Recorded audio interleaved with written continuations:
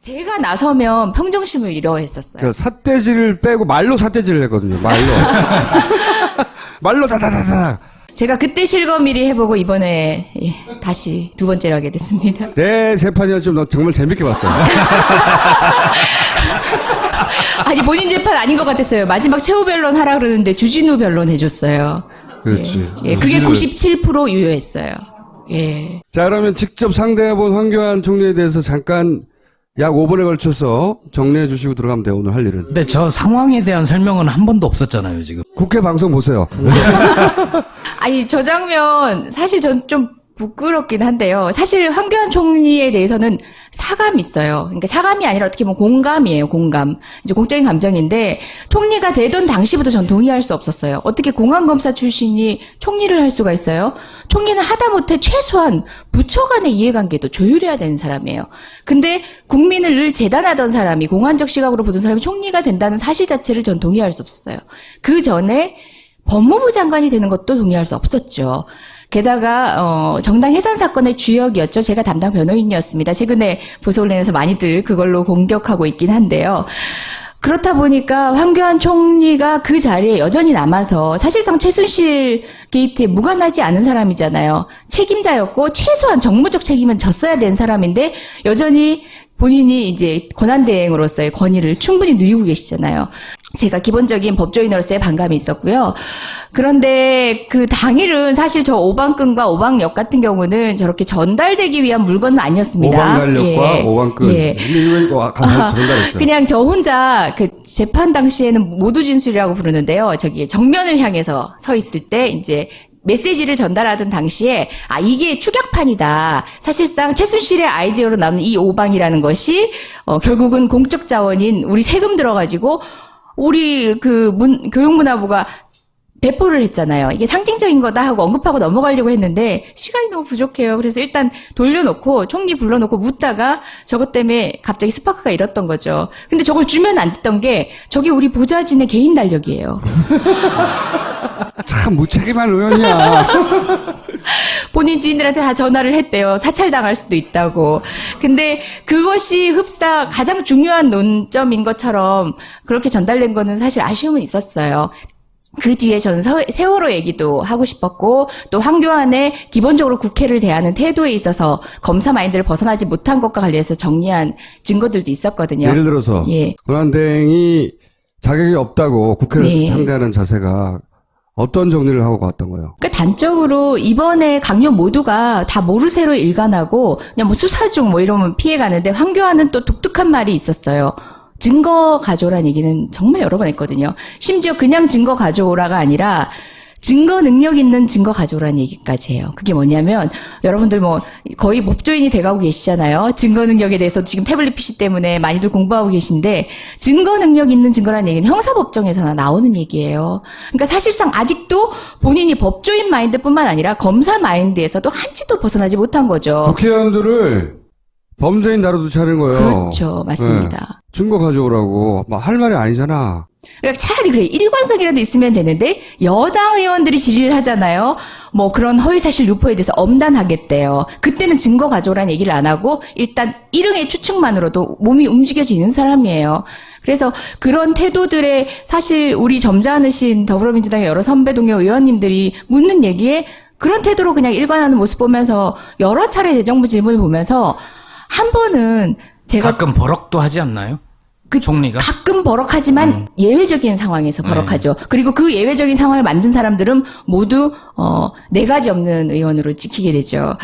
사실상 황교안 총리하고 대적하는 가운데서 황교안을 버럭하게 만든 몇몇 의원들 이번 같은 경우도 하태경, 뭐 김정우 의원님, 예, 대통령 코스프레 한다죠. 그분 굉장히 약소하게 했는데도 불구하고 패키지로 엮어가지고 종편에서도 이렇게 두들겨 패고 계신다고 하던데 우리끼리 소주 한잔 해야겠다고 농담 삼아 그런 얘기를 했는데 두 번째 대정부 질문 당시에는 정말 황교안 총리의 마음을 이해하고 싶었어요. 어쨌든 구멍을 메꾸는 상황에서 역할을 해야 될 사람이잖아요. 우리 마음에 들지 않으시겠지만 더불어민주당은 유임을 하기로 한 상태였고 근데 저는 진짜 진실한 마음으로 도와드리겠다고 생각하고 제가 제가 책임을 진다. 나는 초선 의원이고 국회 6개월밖에 국회의원이 아니었지만 나조차도 최순실 사태에 책임이 없다고 생각하지 않는다. 국민한테 부끄럽다.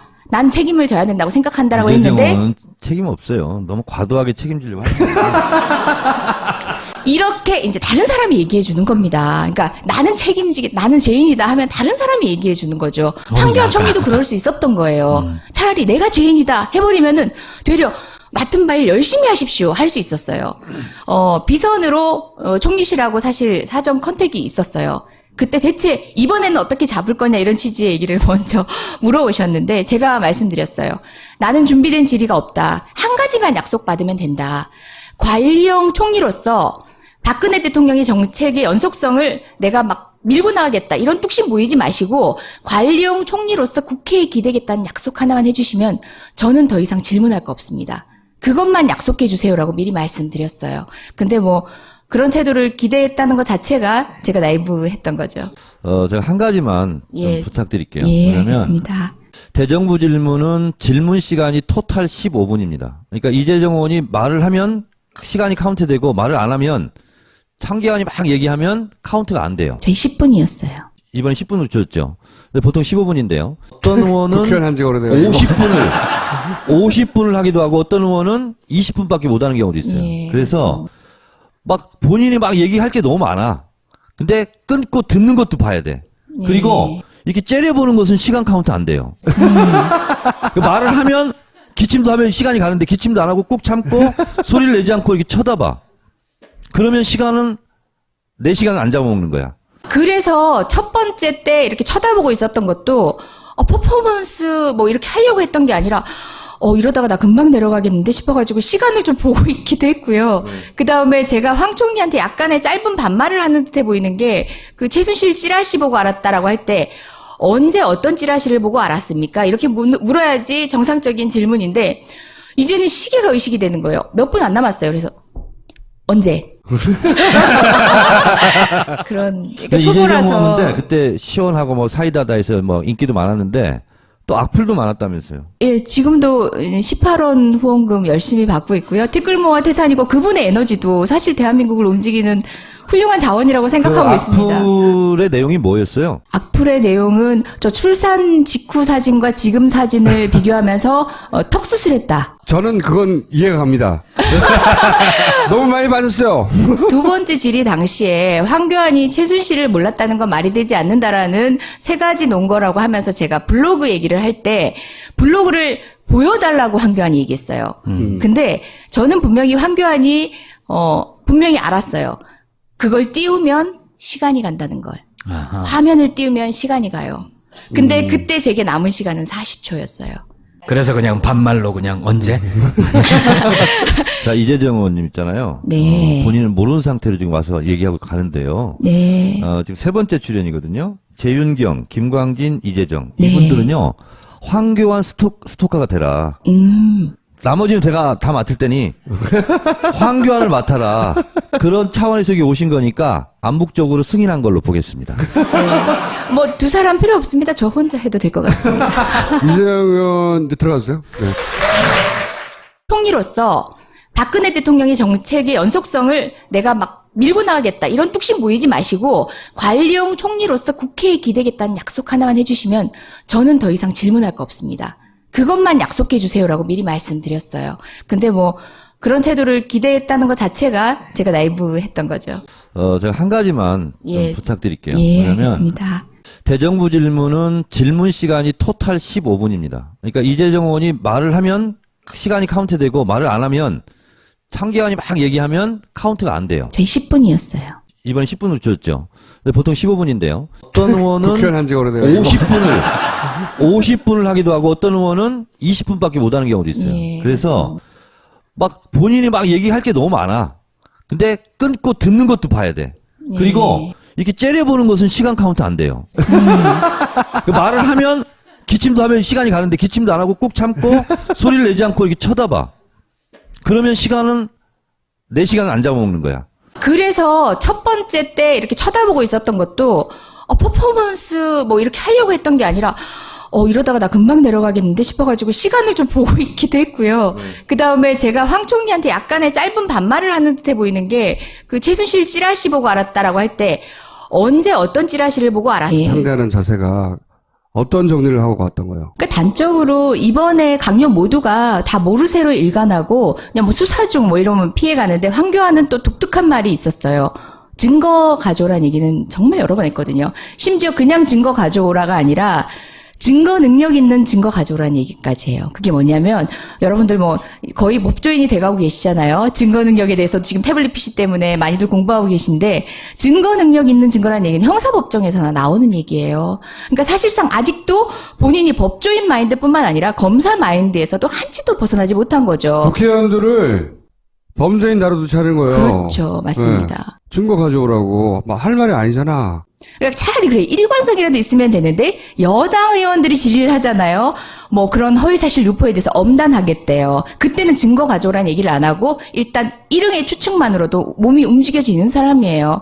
그래서 그런 태도들에 사실 우리 점잖으신 더불어민주당의 여러 선배 동료 의원님들이 묻는 얘기에 그런 태도로 그냥 일관하는 모습 보면서 여러 차례 대정부 질문을 보면서 한 번은 제가 가끔 버럭도 하지 않나요? 그 총리가? 가끔 버럭하지만 예외적인 상황에서 버럭하죠. 그리고 그 예외적인 상황을 만든 사람들은 모두 네 가지 없는 의원으로 찍히게 되죠. 사실상 황교안 총리하고 대적하는 가운데서 제가 나서면 평정심을 잃어했었어요. 그러니까 삿대질을 빼고 말로 삿대질을 했거든요. 말로. 말로 다다다다. 제가 그때 실검일이 해보고 이번에 다시 두 번째로 하게 됐습니다. 내 재판이었지만 정말 재밌게 봤어요. 아니 본인 재판 아닌 것 같았어요. 마지막 최후 변론 하라 그러는데 주진우 변론 해줬어요. 그렇지. 예, 그게 97% 유효했어요. 예. 자, 그러면 직접 상대해본 황교안 총리에 대해서 잠깐 약 5분에 걸쳐서 정리해 주시고 들어가면 돼요. 오늘 할 일은. 근데 저 상황에 대한 설명은 한 번도 없었잖아요, 지금. 국회 방송 보세요. 아니 저 장면 사실 전 좀 부끄럽긴 한데요. 사실 황교안 총리에 대해서는 사감이 있어요. 그러니까 사감이 아니라 어떻게 보면 공감이에요. 공감. 이제 공적인 감정인데 총리가 되던 당시부터 전 동의할 수 없었어요. 어떻게 공안검사 출신이 총리를 할 수가 있어요? 총리는 하다못해 최소한 부처 간의 이해관계도 조율해야 되는 사람이에요. 근데 국민을 늘 재단하던 사람이 공안적 시각으로 보던 사람이 총리가 된다는 사실 자체를 전 동의할 수 없었어요. 그 전에 법무부 장관이 되는 것도 동의할 수 없었죠. 게다가 정당 해산 사건의 주역이었죠. 제가 담당 변호인이었습니다. 최근에 보수언론에서 많이들 그걸로 공격하고 있긴 한데요. 그렇다 보니까 황교안 총리가 그 자리에 여전히 남아서 사실상 최순실 게이트에 무관하지 않은 사람이잖아요. 버럭하게 만든 몇몇 의원들, 이번 같은 경우도 하태경, 뭐 김정우 의원님, 예, 대통령 코스프레 한다죠. 그분 굉장히 약소하게 했는데도 불구하고 패키지로 엮어가지고 종편에서도 이렇게 두들겨 패고 계신다고 하던데 우리끼리 소주 한잔 해야겠다고 농담삼아 그런 얘기를 했는데 두 번째 대정부 질문 당시에는 정말 황교안 총리의 마음을 이해하고 싶었어요. 어쨌든 구멍을 메꾸는 상황에서 역할을 해야 될 사람이잖아요. 우리 마음에 들지 않으시겠지만 더불어민주당은 유임을 하기로 한 상태였고 근데 저는 진짜 진실한 마음으로 도와드리겠다고 생각하고 제가 책임을 진다. 나는 초선 의원이고 국회 6개월밖에 국회의원이 아니었지만 나조차도 최순실 사태에 책임이 없다고 생각하지 않는다. 국민한테 부끄럽다. 난 책임을 져야 된다고 생각한다라고 했는데 책임 없어요. 너무 과도하게 책임지려고 하는 거예요. 이렇게 이제 다른 사람이 얘기해 주는 겁니다. 그러니까 나는 나는 죄인이다 하면 다른 사람이 얘기해 주는 거죠. 황교안 총리도 그럴 수 있었던 거예요. 차라리 내가 죄인이다 해버리면은 되려 맡은 바일 열심히 하십시오 할 수 있었어요. 비선으로 총리실하고 사실 사전 컨택이 있었어요. 그때 대체 이번에는 어떻게 잡을 거냐 이런 취지의 얘기를 먼저 물어오셨는데 제가 말씀드렸어요. 나는 준비된 질의가 없다. 한 가지만 약속받으면 된다. 관리형 책임자였고 최소한 정무적 책임은 졌어야 된 사람인데 여전히 본인이 이제 권한대행으로서의 권위를 충분히 누리고 계시잖아요. 제가 기본적인 법조인으로서의 반감이 있었고요. 그런데 그 당일은 사실 저 오방끈과 오방역 같은 경우는 저렇게 전달되기 위한 물건은 아니었습니다. 오방달력과 예. 오방끈. 예. 이거 가서 전달했어요. 그냥 저 혼자 그 재판 당시에는 모두 진술이라고 부르는데요. 저기 정면을 향해서 서 있을 때 이제 메시지를 전달하던 당시에 이게 추격판이다. 사실상 최순실의 아이디어로 나오는 이 오방이라는 것이 결국은 공적 자원인 우리 세금 들어가지고 우리 교육문화부가 배포를 했잖아요. 이게 상징적인 거다 하고 언급하고 넘어가려고 했는데 시간이 너무 부족해요. 그래서 일단 돌려놓고 총리 불러놓고 묻다가 저것 때문에 갑자기 스파크가 일었던 거죠. 근데 저걸 주면 안 됐던 게 저게 우리 보좌진의 개인 달력이에요. 참 무책임한 의원이야. 본인 지인들한테 다 전화를 했대요. 사찰당할 수도 있다고. 근데 그것이 흡사 가장 중요한 논점인 것처럼 그렇게 전달된 거는 사실 아쉬움은 있었어요. 그 뒤에 저는 세월호 얘기도 하고 싶었고 또 황교안의 기본적으로 국회를 대하는 태도에 있어서 검사 마인드를 벗어나지 못한 것과 관련해서 정리한 증거들도 있었거든요. 예를 들어서 예. 권한대행이 자격이 없다고 국회를